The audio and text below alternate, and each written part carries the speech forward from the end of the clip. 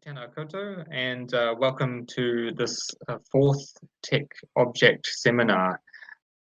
This is facilitated by Aotearoa Digital Arts Network, and it is part of our 2021-2022 program, Indeterminate Infrastructures, Objects, Signals and Architectures. My name is James Hope. I'm a board member of Aotearoa Digital Arts Network, and I am the facilitator of the series of seminars. And I would like to extend my acknowledgement of and gratitude towards Creative New Zealand, Toi Aotearoa, for their generous grant that has enabled us to implement this year-long program. And if you're interested, the previous seminars in this Tech Object series can be viewed online at ADA's website, which is ada.net.nz. So this morning I'd like to welcome Dr. Claire Hughes. Claire is an artist and educator based in, well, Diamond Harbour, or the wider Aotearoa area. She holds a PhD in Fine Arts from Massey University, and also has a BSc in Mathematics and a postgraduate diploma in teaching. Her work seeks to integrate high-level physics theories with the implementation of virtual reality technologies to create an innovative body of artwork. This is reflected in her PhD thesis, which was entitled Entanglement, an investigation into the effective union of contemporary art and science communication. And this morning, Claire will be discussing the Vive or Vive virtual reality headset and her work, which incorporates this piece of technology. So with that, I'd like to pass over to Claire and to begin her talk, and there will be some time for questions at the end. So thank you, Claire, and looking forward to your talk. Oh, thank you so much, James, and thank you to Aotearoa Digital Arts for inviting me for this. I'm very excited about it, and thank you for everyone who has come today. It's fantastic. So, as James mentioned, this webinar is part of the series on indeterminate infrastructure objects, and in particular, I'm talking about the Vive headset, which I have here. Don't take it everywhere with me, but there it is. And although that's the headset that I use, the talk is in general about virtual reality headsets and virtual reality artwork. So that was the headset that I got when I started, and it was the best option then, but I'm aware that there are probably a lot better options now. When James suggested I do this presentation, I immediately thought that there are so many connections for me with the indeterminate structures. And by indeterminate, I take this to mean the sort of uncertainties, the things that the nature of it that is not, that you cannot determine. And so obviously virtual reality is an indeterminate structure because it's not even real, it's digital. And then this links in with a lot of my science background that I do, and particularly in quantum theory, which is the ultimate in indeterminate, as it's so much. In fact, there's a big area of indeterminacy in quantum. The uncertainties, the immeasurability of everything. You know, for example, you can't measure where a subatomic particle is at great accuracy at the same time as measuring its size or its speed. So it's really linked in well to me with my subject matter. And on top of that, we're currently living in a camper van. So I'm doing this webinar from our camper van, and this is because we're waiting for our section. We're on our section and we're waiting for our house to be built, and that seems to be taking a huge amount of time with COVID and building delays and materials and things like that. And as the months go by, I am really beginning to see that this is another indeterminate structure in my life. So in this presentation, I'll show you various aspects of my art and some of the ideas behind it. And I'll also give an overview of the Vive headset, or not just the Vive, of virtual reality headsets and how virtual reality has developed. So virtual reality, I'll give a wee bit of a background, and I'll also give a background to how I have got around things and worked with it, and I'll show you some clips of my art. So the work I'm going to start with is one that led me to the virtual reality, and this was a work called Meta Matters that was presented in the Wellington Harbour on the lagoon, and it was an animation I modelled in 3D on the computer and animated it, and it was projected onto a water screen that was 6 metres high. So there you can see part of the animation, part of my work, and it dwarfed the buildings at times. It was just amazing. At the bottom of the diamond, you can probably see the raft, and that's where the water screen comes up from the raft in the middle of the lagoon, and to the right of the diamond you can actually see the projector that from the other side of the lagoon that does it. So this was part of the Wellington Lux Festival, and it's estimated it was seen by about 150,000 people over the time of the festival. And when I designed it with entertainment in mind, and I then, in the back of my mind, had my science aspects to it. In this, you'll see at one time there's the sound of a fire engine that's not actually meant to be there. The proper sound is by Isaac Lundy, who's a sound artist in Wellington, and I've collaborated with him 3 times now, and so the three works I show you will all have Isaac's sound in it. So this work, when I start the video, it starts off with the Big Bang, but because it's entertainment, it starts off with diamonds and sapphires and rubies, and these gems for me represent particle theory of light. And I purposely did this because I was having it on the water screen in the lagoon in Wellington Harbour, and so that represented the wave theory of light. And so together I was bringing the particle and wave theory together, which is the beginning of quantum theory.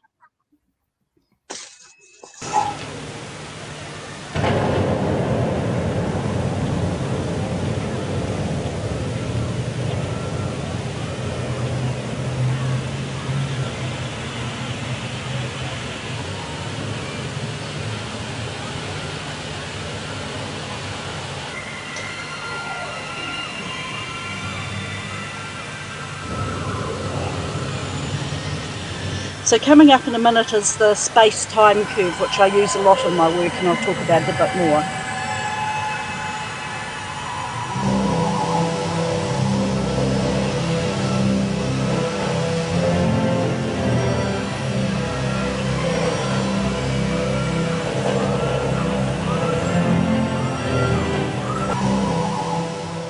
And the sapphires dancing the waltz is a nod to entanglement theory, which I will talk about later too.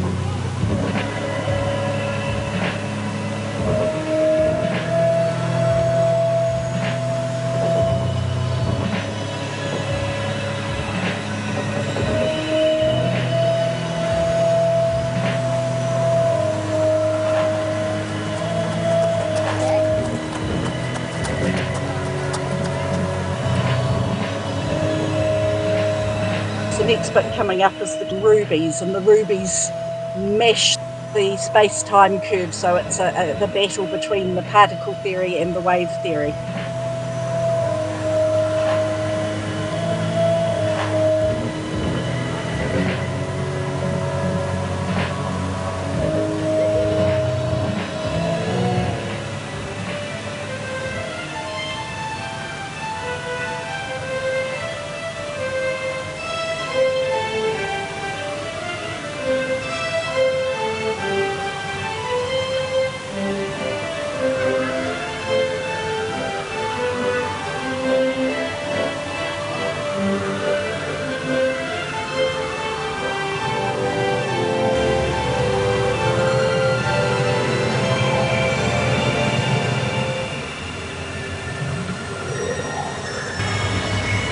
And then the meshed up space-time curve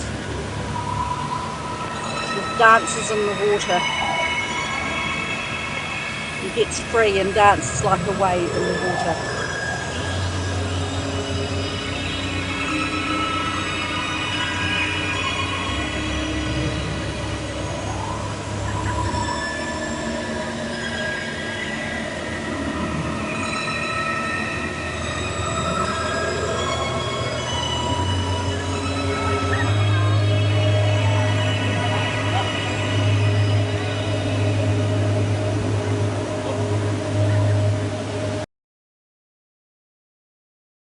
So what I was excited about that work was the way it was so immersive, the size of it. It was just overwhelming, and you could hear the sound right across, Wellington Harbour. It was just a fantastic start for me, for this very immersive work that I wanted to do. It led me to the decision of whether to continue with projections like this or to go to virtual reality. And that was the big decision I needed to make at this stage. And this was in 2016. At that stage, a lot of people were doing the big projections on walls, on buildings, and right around New Zealand and the world. And so I decided that I would go the VR way because it also gave me a lot more control of what I did. And you'll see later on that I could manipulate what I did much better. So I decided to go with the virtual reality headset. In 2016, the Vive headset was only just out, and I chose this one because I could walk around in it. But I'll just take this opportunity to go back a bit and just give you a wee background into virtual reality. In 1838, Charles Wheatstone and his research team, he demonstrated that the brain processes two images through our eyes through stereoscopic vision, so that each image comes into our eye and they're slightly different, and our brain reinterprets it as a three-dimensional image. And that was only discovered in 1838. And this was the very beginning of all this. So Wheatstone designed his own stereoscope, which actually had mirrors in it as well, but relied on this aspect of two different images coming into your eyes. And then a decade later, fancy ones were developed like this one. And they were in like most of the, wealthy Victorian houses, and they would invite guests over to view their stereoscope and view the images in it. And they'd go into their parlour, and this would be quite the event. And in fact, in 1862, there was a firm that offered 1 million images in its catalogue for people to use. And interestingly enough, they quite often did other countries, so they could see other countries, parts of other countries in 3D, which we now do in VR. They often also used it to improve kids' concentration and observation skills. And though there was quite a parallel there between education and psychology, like there still is. So the stereoscope carried on for about 60 years being a really popular entertainment device. And you can see that the two eye holes, are the key part where you get the two different images into your eyes. And then in about 1910, radio and postcards sort of took over from the wonderful thing of the stereoscope. But we probably all remember this. And this is the Viewmaster. It was patented in 1939 and was really popular in the 1960s. And once again, a different image goes into each eye. And if you look at that headset, it's actually very similar to the virtual reality headset that I use now, just a different color as far as I can see. But the main difference is that back with these ones, there was two images coming into the eyes. But the key thing that happened with virtual reality was that they could flash many images into each eyes. It was the continual flashing, of images into the eyes instead of just having a static photo there.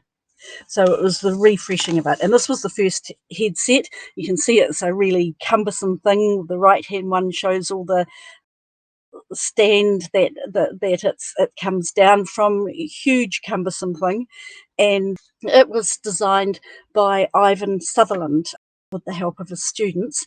And it was really a big, expensive thing. And in fact, one of my favorite artists is Shah Davies, and she did a most fantastic work in 1990, and her equipment cost over $100,000 back then. She was sponsored by companies and by businesses, by university, and she had her own company. So that, it was a hugely expensive thing to undertake. And probably what's made the biggest difference to virtual reality and to its popularity is that it's become affordable. While it was not affordable, it wasn't really going to go very far. And so when I bought my virtual reality headset in 2016, the main choices I had were the Oculus Rift, which only came out in January that year, and the Vive, which came out on the 5th of April in 2016. And I paid $2,000 for the headset, a far cry from the 1990 ones. And I later purchased for $1,000 the cordless part of it. I was studying at Massey at that point, and they provided the computer, which required huge graphics card. In fact, first of all, this is I won't go on the specs very much, but this is the specs for the virtual reality headset. And the key things that I was interested in was the refresh rate. So the Vive does between 90 and 120. So my cordless one only does 90 hertz at the moment. That means that 90 images flash in front of your eyes in a second. So it's 90 images per second flashing there, and that's what makes it look like things are moving, like animations. And the other thing was the really good resolution, and then the field of view, which means that things that are coming from the corner of your eyes, you're not getting a blank screen there or anything. You're actually still getting 120 degrees around view. So that was why I chose that, and also the fact that the Vive was the only one then that in these price brackets that you could walk around and explore the space, which was really important to me. The Oculus at that point, you still had to just sit still and watch it. The computer that the university provided had to have a really good graphics card, and 2016 doesn't seem that long ago, but back then the graphics card for it, like I remember the technician at Massey who used to walk around, he had a graphics card separate for his laptop so he could do it on his laptop. The graphics card was a bit bigger than his laptop, so he was walking around all the time with this really fragile graphics card. Now I have an ordinary laptop and it has a good graphics card. It wasn't very expensive and I can do everything on that. So what's contributed to a whole lot of this is that it's become cheaper, and that's been very much thanks to gaming. Virtual reality has been predominantly used by the military, by education, by medicine, and by gaming. And things are really designed for those aspects. And the ones that I use for art are very much designed for that. So I then had to decide what programs I was going to use to run and model it. So I'd already modelled the work that you saw, the matters on the lagoon. I'd already modelled that in a program called Maya, which is a really sophisticated program with wonderful physics attributes to it, so that you could actually, like when I had the gems exploding, that was because of the capabilities that mimic physics in this program, and also deforming the space-time curve. I used the physics abilities of that. I now actually use Blender because it's free and I'm not a student anymore, but it's very similar. And I use other programs like Substance Painter and various other things as I need to. Then the other key aspect is that I had to choose a program to actually run the virtual reality. So I make the models in the 3D, in Maya or Blender, and I do the animations in there too. And then I transfer them into this program for the virtual reality, because the virtual reality needs to be told where the objects are, when they're going to start playing, what's going to happen next, how long it's going to happen for, and I need to also set triggers. So in my works, quite often when you walk into a certain area, I have a trigger there. I have a box that you're actually walking into that you can't see, that I'm triggering something else to happen. So this is where you do all that. Now, the other alternative I had was Unity. And at the time, everyone I asked said, no, Unreal Engine, use Unreal Engine, which is this one. It's a visual programming language. And so it was a huge learning curve learning Unreal Engine. It was the most, and probably still is the most powerful engine that you can use for virtual reality. But one of the problems was that there was hardly anyone else using it in New Zealand at the time. And so the support was really hard to get. And I was very lucky in getting a student in Auckland who ended up helping me with things, because sometimes I would spend, I can remember one time spending a week, 15-hour days of something that wasn't working. And I just, just tearing my hair out about it. I'd watch tutorials after tutorials. There weren't as many back then. I joined forums and asked questions. It was just really hard. And, for example, one of those was that, I had it programmed so it was doing something. So you often have it so that there's sort of a timer and you say, do this until the timer finishes and then do this. Should be really simple, but if things were just starting all over the place at random times, and I paired it right back. I did all the techniques you do for programming to check and work out what was going on. And after this very, very frustrating week, I contacted this student, and he came back with this idea of putting a question after it. So you say, do this until it finishes, and then you have a thing coming out saying, when finished, do this. And then before that, he said, put, is it true?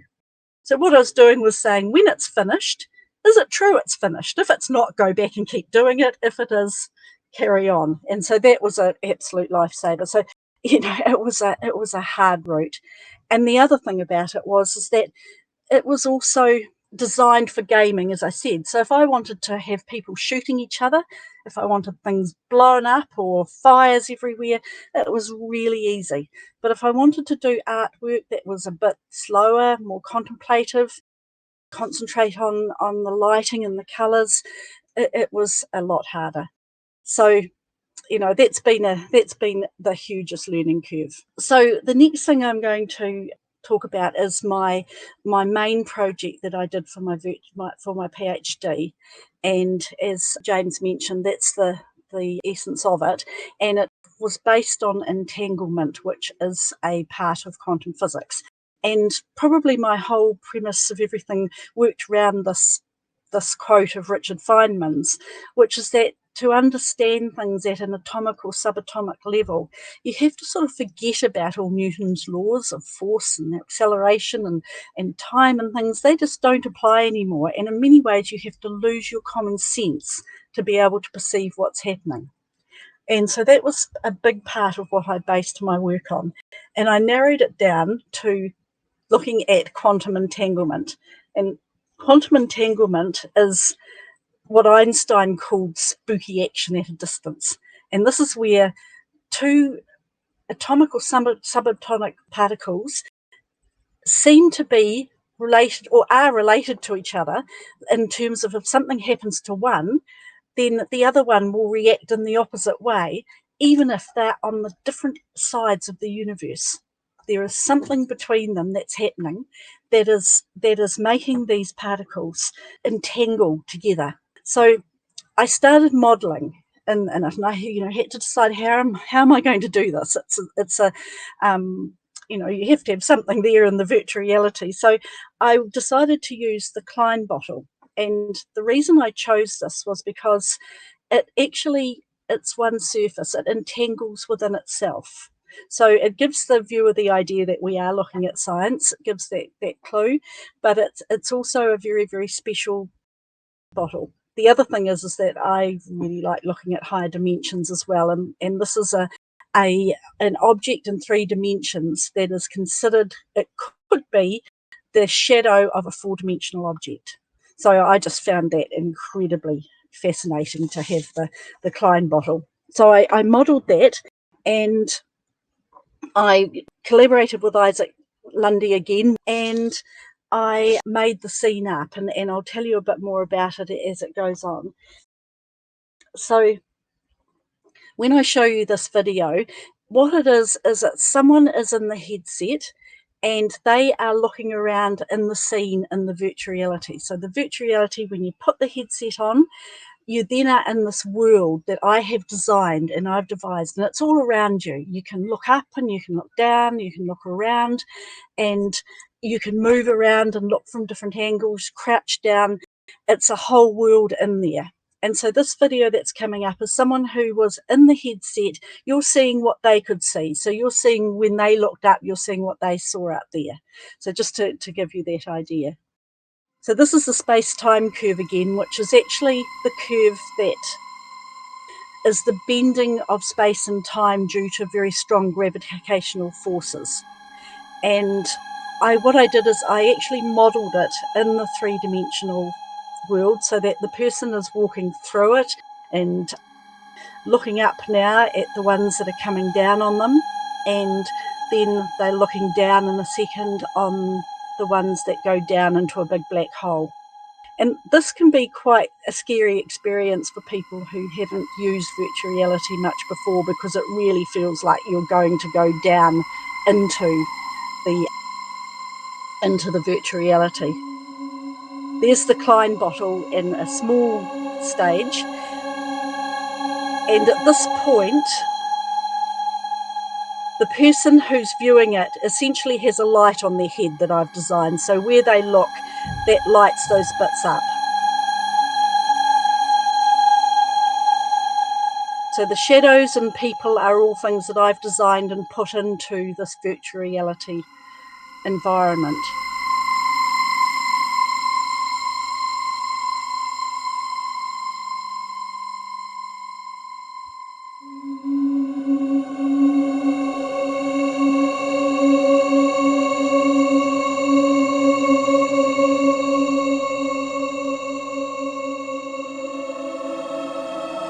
This tiny little Klein bottle, which enlarges now and becomes colour to about person size. So the person can examine it and walk around it, go inside it and outside it, and find out more about it.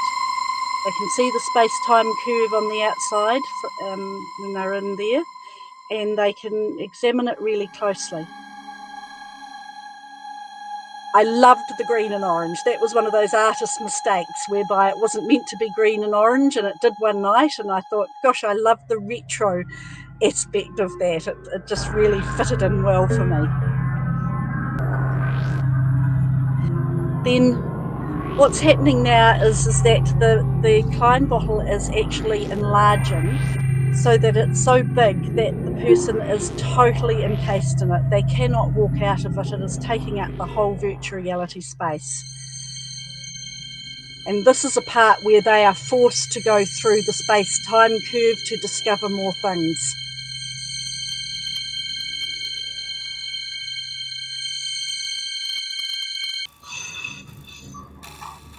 So inside this journey, they're taken through some of the different pipes within it, and At times it looks very like, people, it's very like skin, and someone described it as quite womb-like at one stage. And then at other times it looks like planets and stars and celestial. This one's, it looks a little bit more intimate, I must admit. And I've specially made the surface of the glass a sort of frosty texture. And then this is where the water starts coming into the Klein bottle that you're actually inside.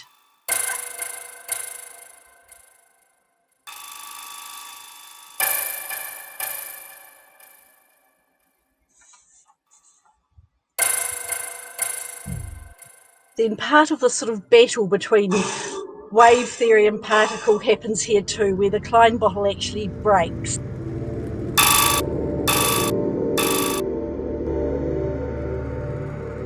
And so this is now it in shards, and it has a very skin-like look to it at times too. So this balance between the skin and the person and the intimacy of that, and then the celestial and planets and looks, this is happening here too. And then this is coming near the end of this clip. The person can stay in this as long as they want to, but this is just the end of this video clip, and what looks like a moon coming down, a circular disc is coming down. And what the person realizes as this comes down and the circular disc goes right through them is this is actually a view of themselves from outside of the virtual reality. So I had a webcam in the gallery space, and it was capturing live the person in there, which in this case is me, and they can see themselves inside the space. So here I'm entangling the outside of the gallery space with what the person is seeing inside this inside. So the person's inside seeing themselves outside. So this is part of the entanglement that I'm developing here. And then that disc actually disappears down a black hole. And at that point it's the end of it.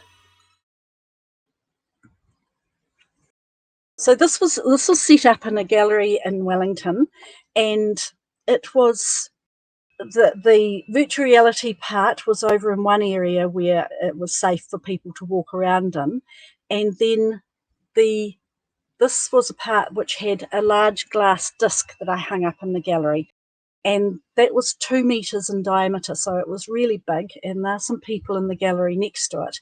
And this begins to show some of the things where I entangled what was being seen in the headset and what was in the gallery. So I was trying to entangle the 2 spaces. And ideally, I would have liked to have had the water screen with this animation on it too. So the disc had the animation of the dancing space-time curve playing on it. So that was an animation. And inside the headset at different times that animation was played as well, so that the 2 were linked. And the people who were in the gallery, they created silhouettes and shadows, and that was linked to the bit that you saw in the headset where I had shadows and people in there interacting within the headset. So this was all part of this entanglement. There were lots of other entangled aspects. There was like the circular shape of the disc was replicated in the headset that you saw, with the moon bit coming down as a circular shape. But also I'll actually show you an image here.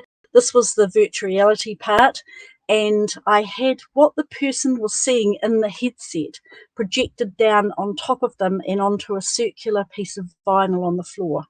So this entangled them again. So this was that what they saw in the headset was coming out into the gallery, and it was entangling into them. So they are entangled many times. There were also other things like the sound was the same inside and outside, and I just had lots of fun entangling the gallery and the virtual space, so the real world and the virtual world. Then the most exciting part for me, and this a lot of people wouldn't have perhaps picked this up, but this was a big part of my PhD, and this was using the immersive bits of the virtual reality where people get lost in another world. Like, people would often come into the headset and there'd be in a gallery, there'd be other people around, and within 30 seconds they'd often forgotten about everyone else. They were just engrossed in the virtual reality. And this is what I wanted to play around with. It's called presence that you gain, and I wanted to purposely actually disrupt it. And my aim here was for the viewer to be taken from the virtual reality into the gallery space. And it was that split-second transition between being in virtual reality and being in the real world that I was trying to capture. It's an experience of dissonance where you're believing in two conflicting things at one time. You're in the virtual reality, you're in the gallery space, and you're in these two conflicting places at once. And this is where you're leaving behind common sense and actually experiencing, similar to what Feynman stated, that you need to understand quantum. And for me, what better way to do it than with technology and art? So I did these ways of disrupting it. Sort of how did I do it? I used, at one stage, the sound makes a very big smashing of glass, as if that glass has come down. And that immediately takes the person out of the virtual reality back to the gallery. They're still in the virtual reality, but their mind is aware of both. I did sudden changes of views, sudden changes of colour.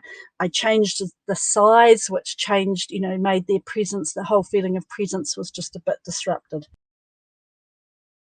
While I was doing that, I was on Facebook one day and I saw Ewan McDougall's wonderful paintings. And I thought, gosh, it would be lovely to do something a bit lighter than all this heavy quantum stuff, which I was spending hours and hours writing up my thesis and doing. And so I had never met Ewan, and I emailed him and said to him, what do you think if I brought your characters? They just look like they're wanting to jump off the screen. And what if I put them into virtual reality?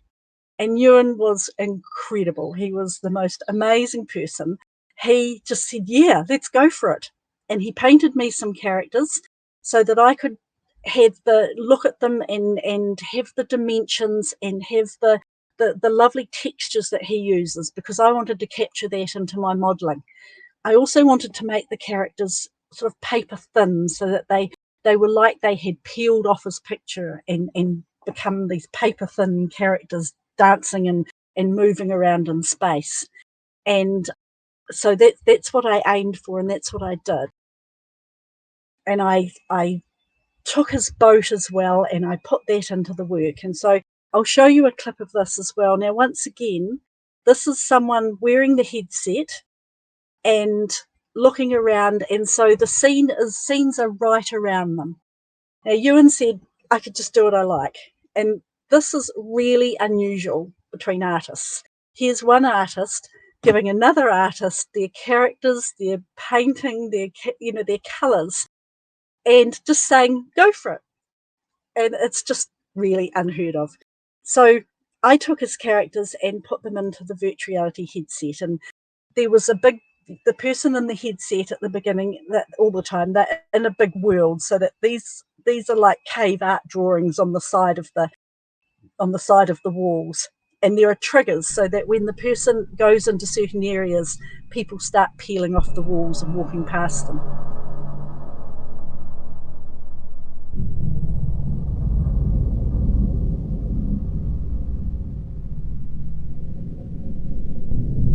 And then Ewan quite often has works where he's dealing with things in the underworld. And so what I did at this point is I got the person in the VR headset then moved down, so the whole scene moved down through this world that they're inside, down through to the underworld. And so you can sort of see the glass that they're standing on moving down, and then through the mists and down through to the underworld, where there's his little characters, and they're now soulless in the underworld. The boats that come, the black and white boats that are coming up now, these are all determined by where the person in the headset looks. So where they look, that actually determines where the boats start appearing. So they're sort of painting the scene themselves at this point. They're designing it to a large extent. And then they'll discover the boat and they can walk through the boat, look at the people. And that, I don't know if you can hear the barking, but that's actually one of Ewan's pictures. He quite often has dogs in it, so that's his dog barking. And thanks to Ewan's lovely colour sense and beauty of colour, the people now become colourful people in the underworld.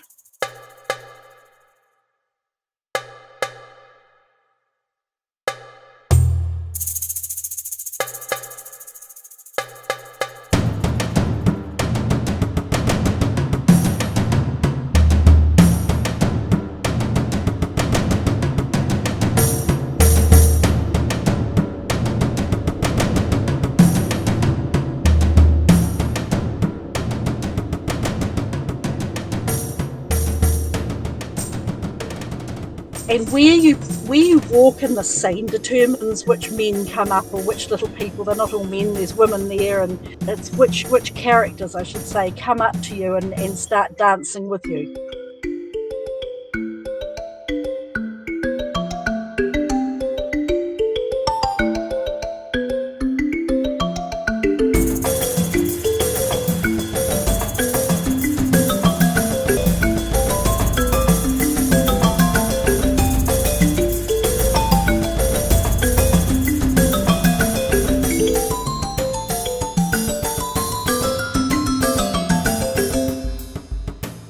I just love his characters. I have so much fun animating them and getting them to dance together and triggering things. It was just an absolute joy to do it. The sea has now just disappeared, but one of the things I loved was the realistic sea that I was able to put in the virtual reality, and the contrasting that with Ewan's really unreal characters with the real looking sea, but the sea of course is not real either. So this is an exhibition called Unreal that has toured New Zealand.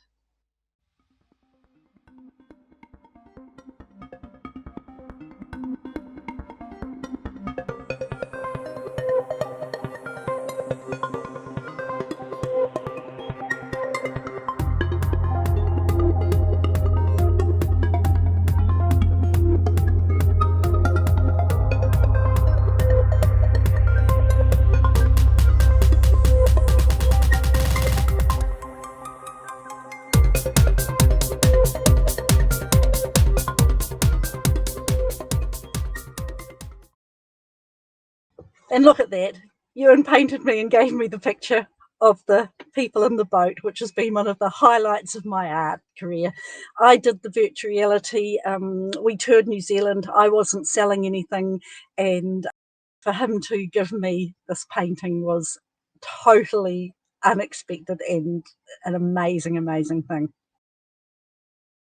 We've been right round New Zealand.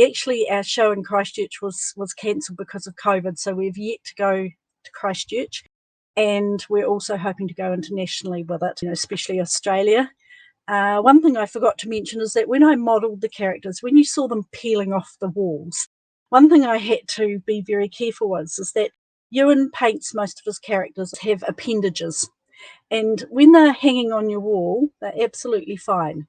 When you make them into a character in virtual reality in 3 dimensions and they're walking past you, and some of them are as tall as you, some of them are much taller, their appendages then start to look rather big. And so while I was very, very true to Ewan's characters, that was one thing I altered. At times I had to delete them, and at times I had to make them a bit smaller, but Ewan was fine with me doing that.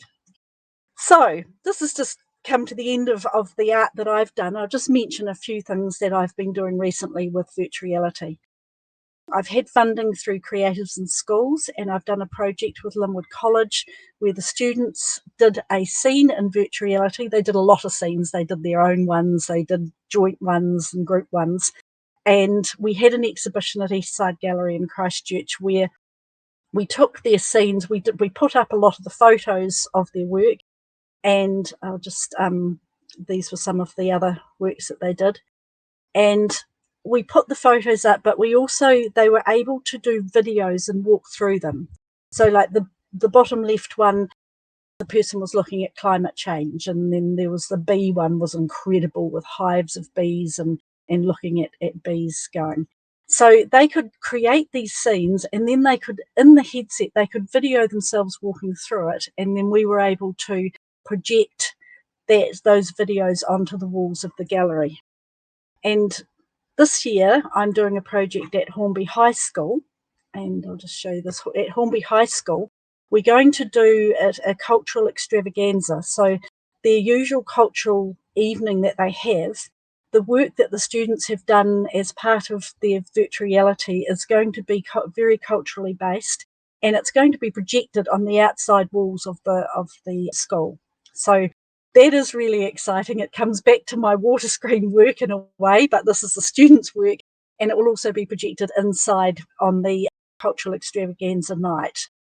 On the slide, I've also, Unreal is still going to continue around. In the middle there are my cutting edge courses for kids, where I'm doing some courses on computer modelling and animating. So that's on my web page, and if anyone's interested.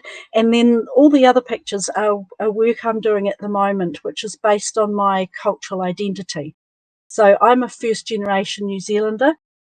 Parents were born and brought up in India, and they were part of the colonial India. So it's about colonialism. It will also include some science in it. So the chess set there is the traditional, the very first sort of chess sets.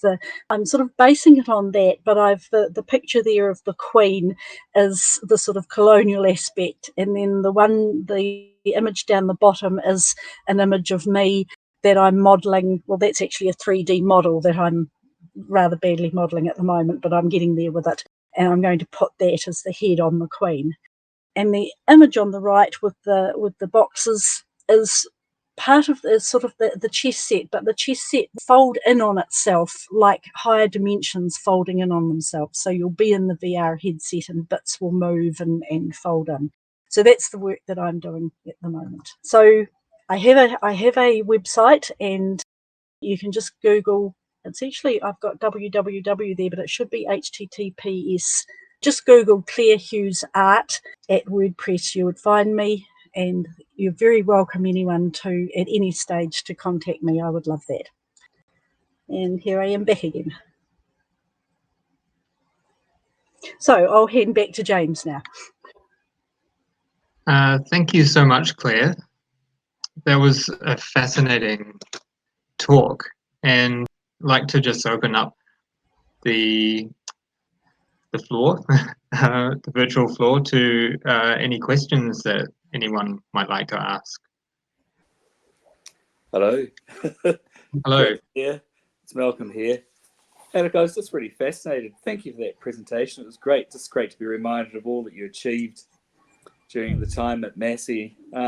And I was really interested too how you were talking about that moment when you take off the headset and you're in the space, and what you can do in terms of that porosity. I thought it was an interesting aspect that you might want to develop a bit more. It was something that I played around a bit with, but in terms of my practice, I went through to that shipping container, had that one-to-one relationship.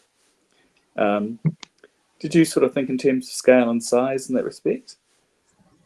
Yes. Well, I had the vinyl, the circular vinyl on the floor, and the virtual reality, as you know, has a safety thing where a net comes up if you walk out of the safe area.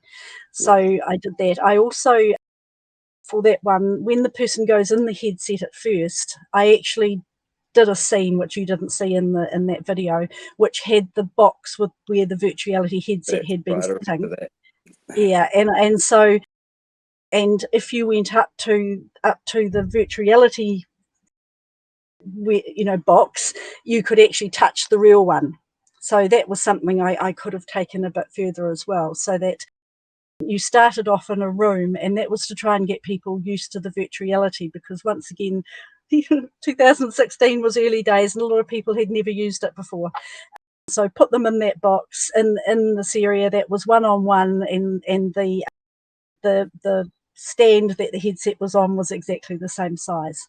And then I started projecting the space-time curve onto the walls of that room, and then they disappeared, and then they went into the main body of it.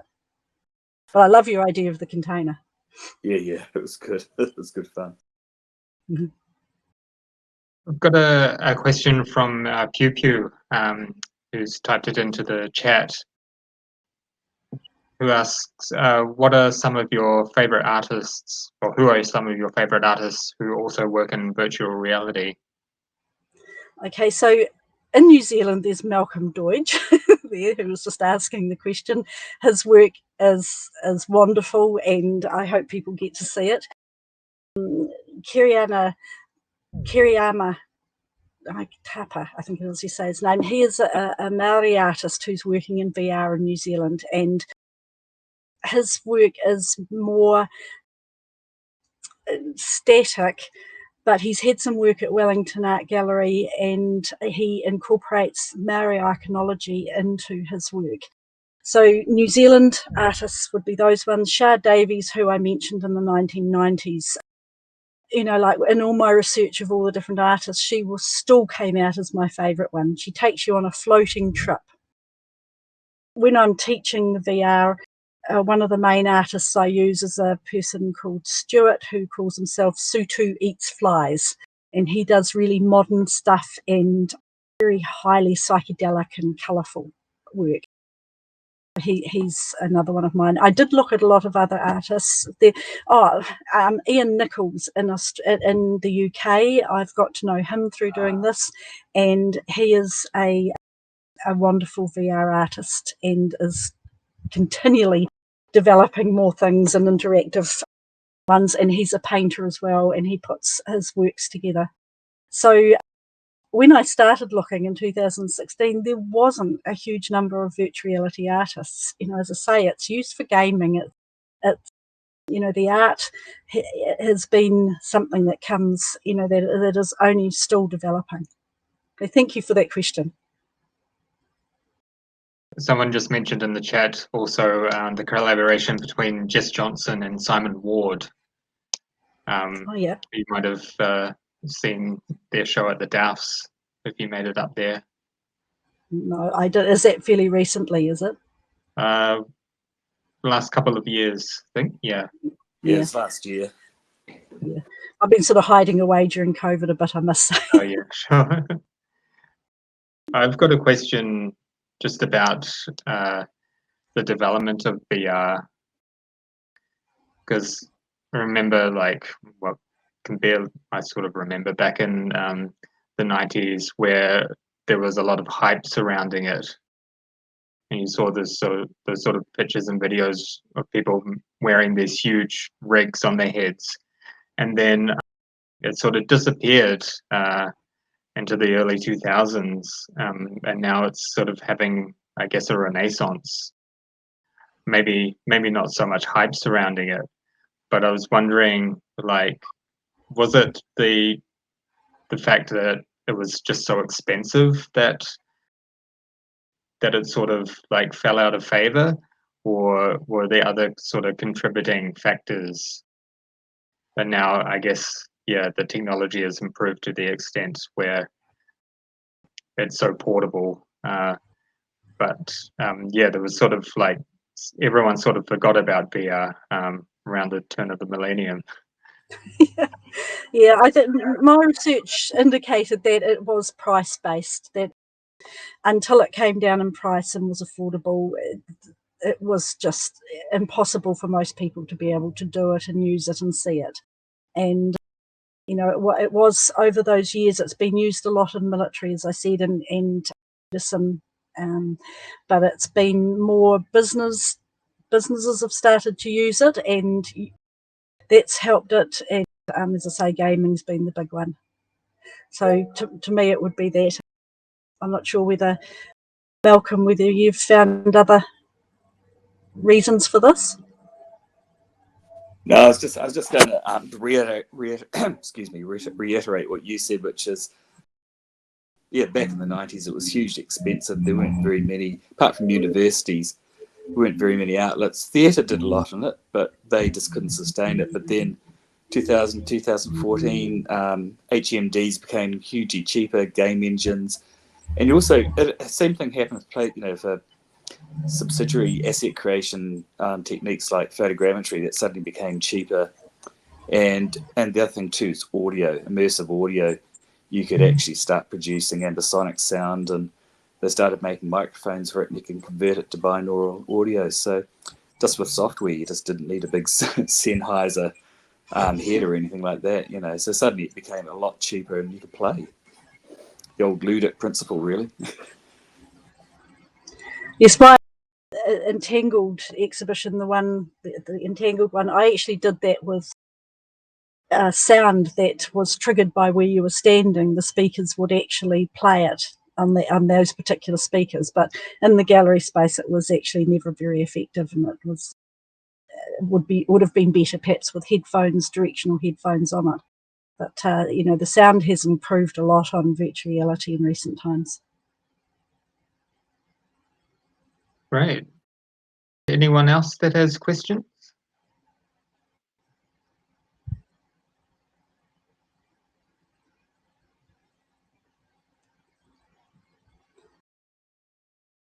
Ooh, if not, I just like to once again thank you so much, Claire, for that fascinating talk. And yeah, it's really great to see Ewan's work come to life, even more so than it does.